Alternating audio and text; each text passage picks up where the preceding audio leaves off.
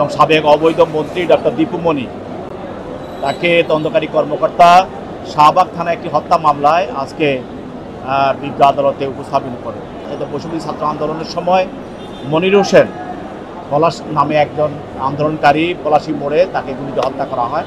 আমরা বলেছি যেহেতু সে এজাহার নামে আসামি এবং ফ্যাসিস্টের সময়ে দীর্ঘ সময়ে সে শেখ হাসিনার একজন সহযোগী ছিল এবং বিভিন্ন হত্যা মামলার সঙ্গে ষড়যন্ত্রের সঙ্গে তারা জড়িত, আর সেও একজন ষড়যন্ত্রকারী এবং হত্যাগুলোর পিছনে তার যোগসাজশ আছে।